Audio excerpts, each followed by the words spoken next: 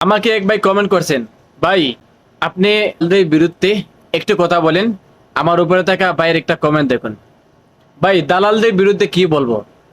দালালদের যদি হায়া লজ্জা শরম মায়া দয়া ভিতরে থাকতো, তাহলে এরকম মানুষকে পরিস্থিতির মধ্যে পালাতো না।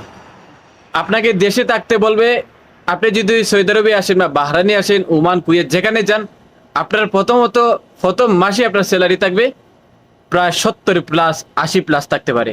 অথচ যখন আপনাকে দালাল এই আইডিয়াগুলো দিল, তারপর দালালের ফান্দে পড়ে আপনারা কি করেন? প্রবাসে ফাড়ি দেন।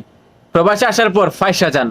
দালালদের কথা তো ঠিকই নাই, কাজের কাজও দেয় নাই, বরংস দেশ থেকে আরো টেকা এনে খেতে হয়।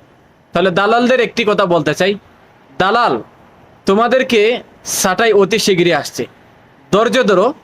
বাহরাইন সহ বিশ্বের আনাচে কানাচে যারা দালালদের প্রতারিত হয়েছেন প্রবাসীরা, আমাদের সাথে ইনবক্সে যোগাযোগ করুন।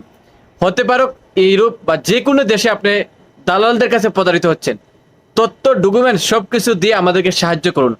আমরা অতি তাড়াতাড়ি দালালদের বিরুদ্ধে অ্যাকশন নিতে যাচ্ছি। বাংলাদেশের সরকারের সাথে আমাদের কথা হচ্ছে ইতিমধ্যে। বাংলাদেশ সরকার আমাদেরকে ওয়াদা দিয়েছে, তারা বাংলাদেশের আইন অনুযায়ী তাদেরকে গ্রেফতার করবে। প্রতারিত যারা হচ্ছেন তাদের ডকুমেন্ট এবং তাদের যে যত কিছু তথ্য রয়েছে সবগুলো তাদের যাচাই বাছাই প্রয়োজন। তাই আপনাদের শেয়ারের প্রয়োজন। বাহরাইনে যত ধরনের প্রবাসীরা রয়েছেন, ভিডিওটা সর্বদা শেয়ার দিবেন দালালদেরকে ধরে দেওয়ার জন্য।